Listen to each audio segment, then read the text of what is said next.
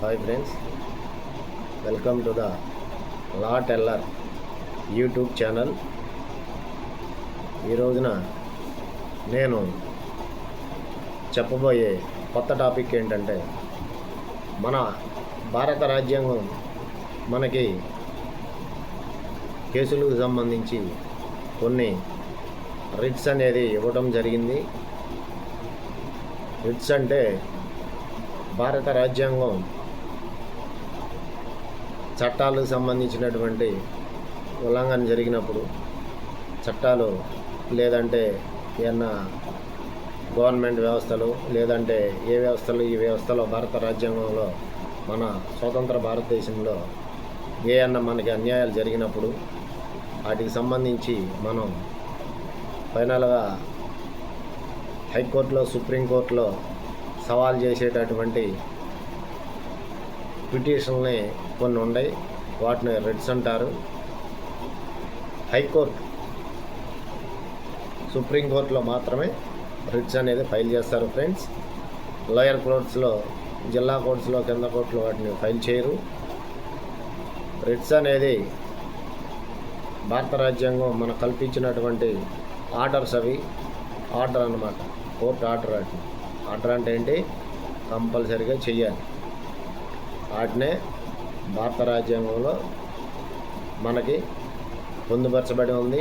భారత రాజ్యాంగం భారతదేశ జనాభాకు ఇచ్చినటువంటి గొప్ప వరాలు అవి. వాటినే రిట్స్ అంటారు. ఇప్పుడు నేను ఓన్లీ రిట్స్ పేర్లు మాత్రమే చెప్తాను. వాటి గురించి, ఒక్కొక్క రిట్ గురించి ఎక్స్ప్లెనేషన్గా తర్వాత సపరేట్ 5 రిట్లు ఉంటాయి. ఆ 5 రిట్ల గురించి సపరేట్ ఒక్కొక్క రిట్ గురించి క్షుణ్ణంగా, క్లుప్తంగా తర్వాత వీడియోలు చేసి మళ్ళీ అప్లోడ్ చేస్తాను ఫ్రెండ్స్. ప్రస్తుతానికి మన భారత రాజ్యాంగంలో భారతదేశ ప్రజలకు భారత రాజ్యాంగం కల్పించినటువంటి అపూర్వమైనటువంటి ఆర్డర్స్ని రిట్స్ అంటాం. ఆ రిట్స్ ఫస్ట్ వచ్చి habeas corpus. First writ habeas corpus. రెండోది మ్యాండమస్. మూడోది కోవారెంట్. మూడోది కోవారెంట్. నాలుగోది ప్రొహిబిషన్. ఐదవది సర్చియోరరీ.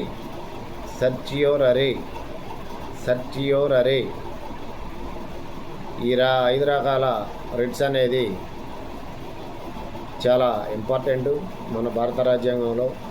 ఈ ఒక్కొక్క రిట్స్ గురించి నేను మరలా సపరేట్గా ఒక్కొక్క రిట్ గురించి సపరేట్గా తెలుగులో నీట్గా ఒక్కొక్క దాని గురించి, ఏ సందర్భంలో ఏ రిటు మనం కోర్టులో వేసుకోవాలో దాని గురించి క్షుణ్ణంగా, క్లుప్తంగా ఒక్కొక్క దాని గురించి రిట్స్ అనేవి క్లియర్గా ఎక్స్ప్లెయిన్ చేస్తూ వీడియోలు చేసి మళ్ళీ అప్లోడ్ చేస్తాను ఫ్రెండ్స్. ఆర్టికల్ 32 ప్రకారం ఈ రిట్స్ సంబంధించి సుప్రీంకోర్టులో ఫైల్ చేసుకుంటారు. ఆర్టికల్ 32 ప్రకారం సుప్రీంకోర్టులో ఫైల్ చేసుకుంటారు. అదేవిధంగా ఆర్టికల్ 226 ప్రకారం హైకోర్టులో ఫైల్ చేస్తారు. అదేవిధంగా ఈ రిట్స్ అనేది చాలా ఇంపార్టెంట్. వీటి గురించి ప్రతి ఒక్కరూ తెలుసుకుని మీకు ఏదైనా అన్యాయం జరిగిన హైకోర్టుని, సుప్రీంకోర్టుని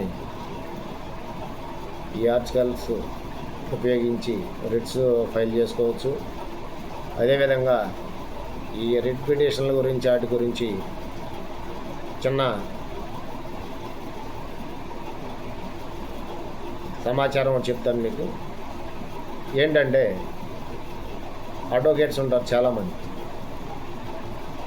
అడ్వకేట్స్ అంటే ప్రాక్టీస్ చేసేవారిని లా అందరూ చదువుతారు ఫ్రెండ్స్. లా చదివిన వారందరూ లాయర్లు కాలేరు. ఎందుకంటే లా చదివి AIBE all India bar exam రాసి ఆ ఎగ్జామ్లో పాస్ అయిన వారు మాత్రమే కోర్టులో ప్రాక్టీస్ చేయడానికి అర్హులు.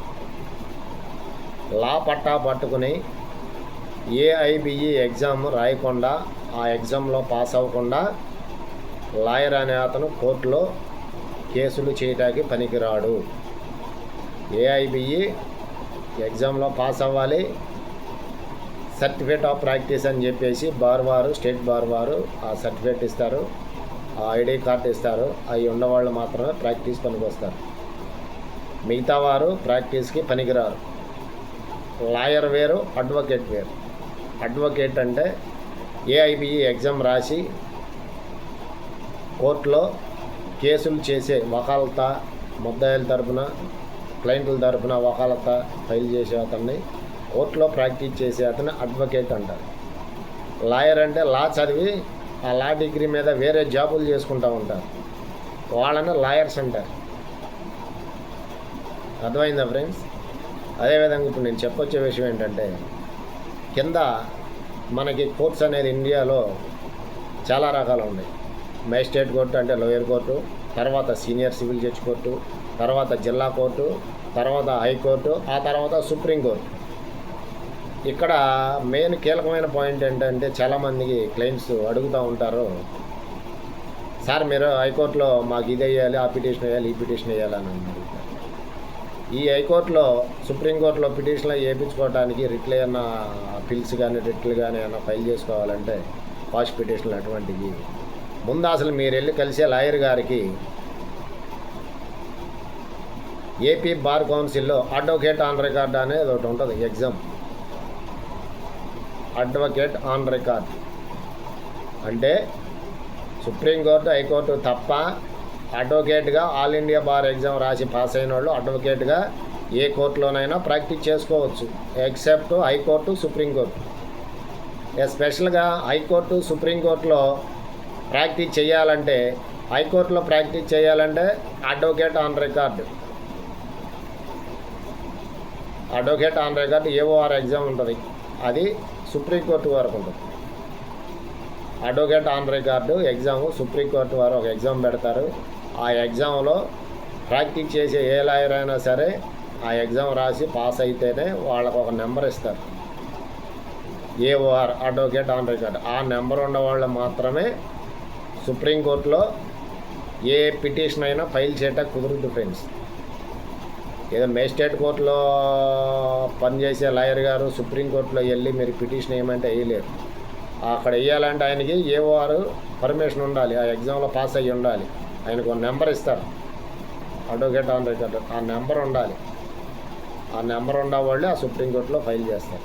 అలాగే హైకోర్టులో కూడా ఏదన్నా రెడ్ పిటిషన్లో ఇటువంటివి ఫైల్ చేయాలంటే కంపల్సరిగా హైకోర్టు స్టేట్ బార్లో మెంబర్షిప్ ఉంటుంది. ఆ మెంబర్షిప్ తీసుకోవాలి. ఆ మెంబర్షిప్ తీసుకున్నప్పుడు ఆ హైకోర్టులో బార్ వాళ్ళు ఈ మెంబర్షిప్కి మీకు ఒక నెంబర్ ఇస్తారు. దాన్ని కూడా ఇంచుమించు అడ్వకేట్ ఆన్ రికార్డ్ నెంబర్ అంటారు హైకోర్టులో. ఆ నెంబర్ ఉన్నవారు మాత్రమే హైకోర్టులో పిటిషన్లు ఫైల్ చేయటం కుదురుద్ది. బిఎల్ పాస్ అయ్యి ఆల్ ఇండియా బార్ ఎగ్జామ్ రాసి ఆ ఎగ్జామ్లో సిఓబి అన్నీ తీసుకుని ఆ కింద కోర్టులో పనిచేసే లాయర్లు హైకోర్టులో, సుప్రీంకోర్టులో కేసులు ఫైల్ చేయటానికి పనికిరారు. హైకోర్టులో, సుప్రీంకోర్టులో కేసులు ఫైల్ చేయాలంటే అడ్వకేట్ ఆన్ రికార్డ్ ఎగ్జామ్ ఉంటుంది. ఎగ్జామ్ అనేది సుప్రీంకోర్టు వరకే ఉంటుంది. ఆ ఎగ్జామ్లో పాస్ అయితేనే అడ్వకేట్ ఆన్ రికార్డు నెంబరును ఆయనకు బ్యాడ్జీ నెంబర్ ఇస్తారు. ఆ నెంబర్ ఉన్నవారే ఆ సుప్రీంకోర్టులో ఫైల్ చేయాలి. హైకోర్టుకి అయితే ఎగ్జామ్ ఉండదు. స్టేట్ బార్లో సబ్స్క్రిప్షన్ కట్టాలి, 80,000 ఉంటుంది. ఆ సబ్స్క్రిప్షన్ కట్టితే మీకు స్టేట్ బార్ వాళ్ళు నెంబర్ ఇస్తారు. మీరు హైకోర్టులో ప్రాక్టీస్ చేసుకోవటం మీకు ఎలిజిబిలిటీ అని చెప్పేసి ఒక సర్టిఫికేట్ను మనకు ఒక నెంబర్ ఇస్తారు. ఆ నెంబర్ ఉన్నవారు మాత్రమే హైకోర్టులో ఫైల్ చేయాలి. ఇది ఈరోజు నేను మీకు చెప్పేటువంటి వీడియో. కావున ఫ్రెండ్స్ అందరూ పూర్తిగా చూసి కామెంట్స్ ఏమైనా ఉంటే, మీకు డౌట్స్ ఏమైనా ఉంటే కామెంట్స్ రూపంలో తెలియపరచగలరని, అదేవిధంగా మీకేమైనా సలహాలు సంప్రదింపులు కావాలన్నా నా నెంబరు టైటిల్లో ఇస్తాను, ఆ నెంబర్కి కాల్ చేసి అడగవచ్చు. రెండోది, కంపల్సరీగా సబ్స్క్రైబ్ చేయండి, చూడండి, మీ ఫ్రెండ్స్ గారికి వాళ్ళకి షేర్ చేయండి, లైక్ చేయండి. నా ఛానల్కి సపోర్ట్ చేసి నా ఛానల్కి అండగా నిలుస్తారని చెప్పి భావిస్తూ మరలా ఇంకో వీడియోతో మీ ముందుకు వస్తాను friends. Until then, bye. See you.